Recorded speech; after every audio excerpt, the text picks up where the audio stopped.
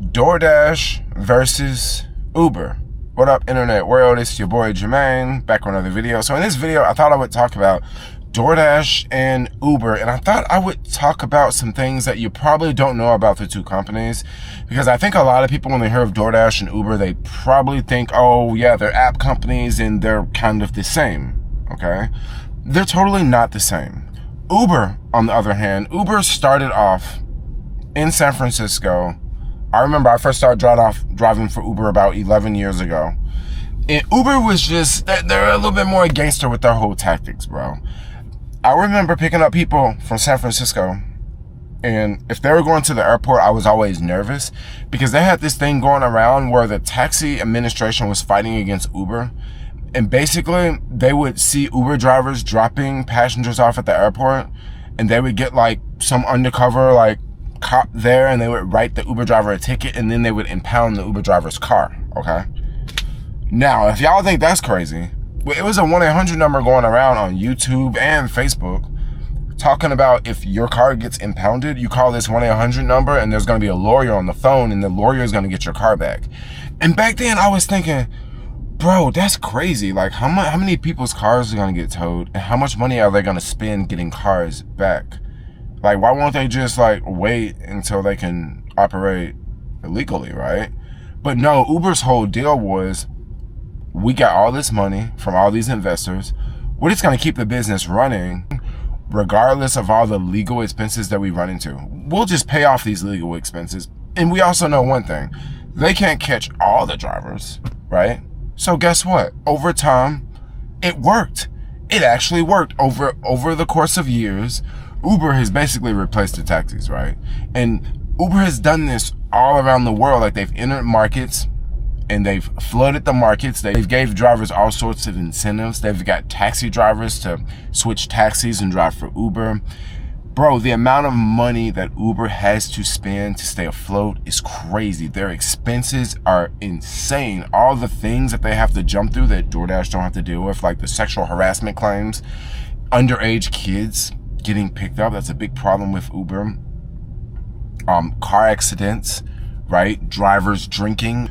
Gosh, Uber has so much red tape, but on the flip side, I'll tell you someone who really doesn't have nowhere near as much red tape as Uber, and that company is DoorDash. DoorDash is not really hated by a lot of people like Uber was. Uber kind of pissed off the taxi administration, so taxis hated them. Uber kind of pissed off a lot of cities with some of their tactics and how they just like entered cities and didn't have the proper requirements, and they just still operated, right? They did this to different countries and stuff like that.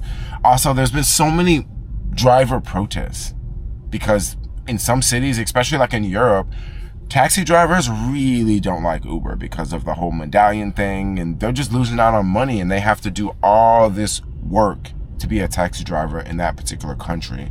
And now Uber is just coming in, just changing up the game. Well, DoorDash, on the other hand, they're not looked at nowhere close as Uber.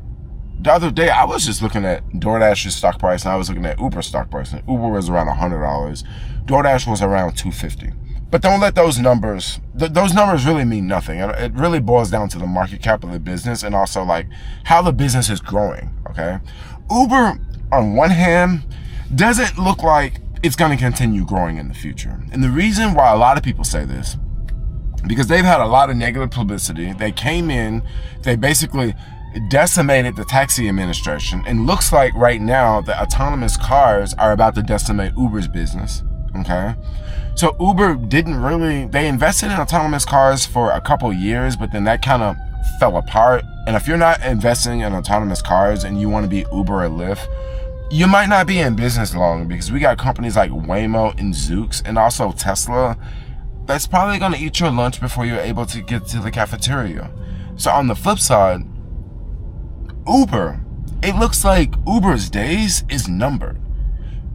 Uber has just had a lot of drama, right? Just now, one thing that's going on with Uber is like the insurance, and drivers are talking about how they're making so little money, but Uber is saying, oh, well, we have to pay more for commercial insurance. That's why we're making less.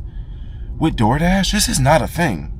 drivers aren't concerned about commercial insurance, you know, because drivers are usually on a bike or a moped or a scooter, or they're driving in a car, right? Just the whole logistics thing with driving packages and driving people is just vastly different. Driving people, you can get into an argument with someone. Someone can get pissed because you picked them up on the wrong side of the street.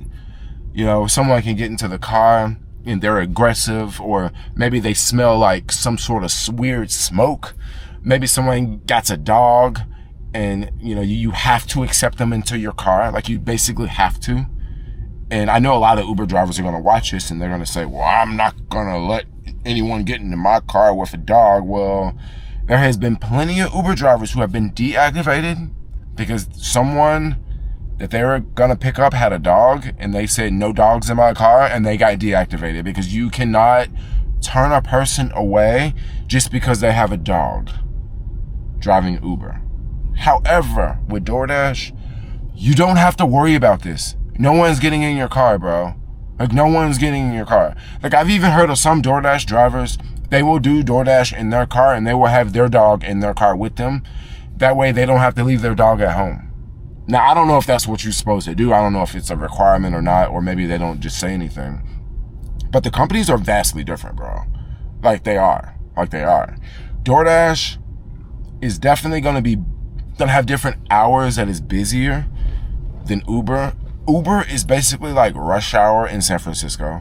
Other markets, it might be different, but like, if you want to make money with Uber and SF, you basically have to drive rush hours. If you're driving in the middle of the day, it's tough to make money, right? It really is, because people ain't going to work. DoorDash, on the other hand, there is the dinner rush and there's the lunch rush, right? But then there's also all the times in between the dinner and lunch rush. Now, of course, dinner and lunch rush, you're going to be going back and forth to restaurants a lot. But unlike Uber, in the middle of the day, I find myself not really doing much and getting very few requests, because I'm competing with autonomous cars in the middle of the day. So if there's someone out there that is already riding in an autonomous car and it's in the middle of the day and they like riding in an autonomous car, they know at 1 o'clock in the afternoon, it's really easy to request a Waymo and get picked up, right? And it also might be cheaper, and it's a better experience for them. Now, on the flip side, someone else might be sitting at home at 1 o'clock in the afternoon, and they might need something from CVS, or they might need something from Safeway. They might need some cleaning products or some toilet paper or some shampoo. Well, one thing I figured out with DoorDash, you have the morning rush, you have your lunch rush, you have your dinner rush. But the other times throughout the day is not necessarily dead. There's other offers popping up. There's shop and pay is popping up. Other offers I see on DoorDash is laundry delivery, okay? So basically how this works is you accept the request, you go pick up from a house, which it might be a little confusing when you first see it for the first time, because usually you go to a location and you pick up an item and then you deliver it to a house, but no, you're actually going to a house and you're picking up a laundry bag and then you're dropping it off at a laundromat. And when you pick up the laundry bag, like, you take a photo before you pick it up. When you get to the location, you take a photo inside the location, dropping off the bag. And then the people at the laundry do the laundry, and then on the way back, they connect it with a different driver. So there are a lot more different offers in the daytime. There's also a Dash Mark, which is basically DoorDash's version of Amazon Flex, which I already hear a lot of drivers say that they like DoorDash's version a whole lot better than Amazon Flex. And the main reason why I hear why people love it so much is you can actually see where the routes are going before you accept them. Unlike Amazon Flex, you just wake up and you live in San Francisco, and all day today you're going to be working in Fremont, which is really far from San Francisco. Yeah, and if you have to drop off deliveries on the way back, yeah, you got to drop them off in Fremont, and then you got to come all the way back to the city, you know? So at least with DoorDash, you can kind of see what you're getting yourself into for the next 5 hours, right? And then you also can see things like the pay and the mileage and stuff like that.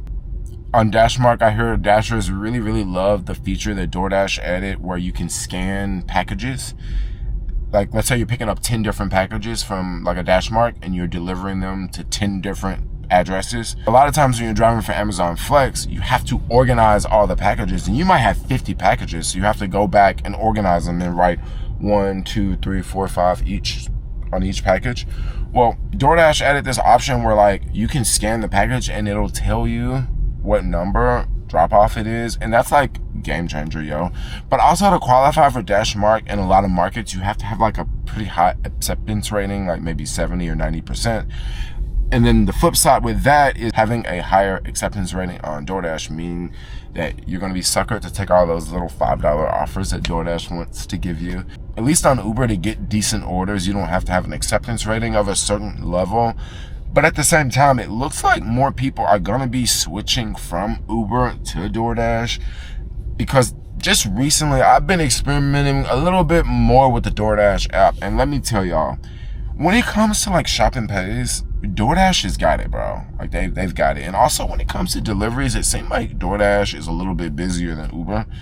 It could be just because, I don't know, it just could be a lot of things. Like DoorDash recently updated their app, and a lot of people are saying that the app works better. It could be that DoorDash is kicking off like older accounts that might not be legit, you know, because this new app works a lot different than the old DoorDash app. If you have not seen the new DoorDash app, it looks very similar to the Uber app. It works very similar. I like that new DoorDash app. Like, it's a pretty fly app. Like, for the past couple months, I've been driving for Uber here in San Francisco, and things have gotten really slow on Uber. So I've just been like experimenting more with DoorDash, and I'm gonna tell y'all, like, I've been having a pretty good time on DoorDash. Like, it's not the worst in the world. You know, a couple weeks ago, I was kind of thinking about, I don't want to waste my time with DoorDash, because I would go to a restaurant and you would just see so many people on scooters, like just waiting all outside. And when you're walking by them, you see that everybody has the DoorDash app on their phone. And it's like, why do I even want to waste my time with DoorDash? Because I have to compete with like all these other people like running DoorDash on their app.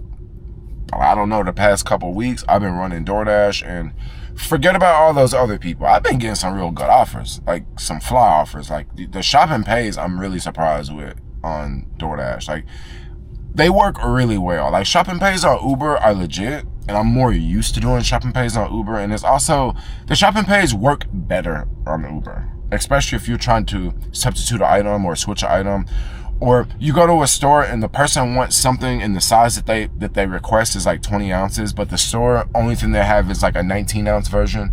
On DoorDash, they make it really hard to change out the item, but on Uber, it's like really easy to change out the item. Like, I don't know. What do y'all think about DoorDash versus Uber? Because just a couple years, I've been using both apps, and I've always liked Uber way more than DoorDash. But I think right now I'm on the cuffs of that changing, you know, because like I said, I've been experimenting with DoorDash and I'm a little blown away. And Uber has just been really slow, like really slow. It's kind of crazy when I hear of multiple drivers say that they were on DoorDash and it was busier than Uber. And then I say to myself, bro, yesterday was way busier on DoorDash than it was on Uber. Like, I don't get it. But anyway, I thought I would make a video just talking about DoorDash and Uber, talking about the two. They kind of look the same on paper. They kind of look the same. They kind of sound the same. They kind of look the same. But they're not exactly the same. They're vastly different. DoorDash could very well outlive Uber. Like, totally. And even DoorDash has this whole, like, autonomous delivery drone that goes on the street, that goes, like, 20 miles an hour. I see a lot of potential in that. I see a lot of potential in that, especially in, like, rural areas or, like, suburbs, where, like, a store is, like, 3 to 5 miles away from where the customers are. Yeah, I could see DoorDash being very successful with that. Like, very successful. But for now, we're going to wrap this up, okay? Like, comment, subscribe. Thanks a lot for watching. And peace out, yo. Ow! Y'all remember to dash on and also Uber on. Peace out.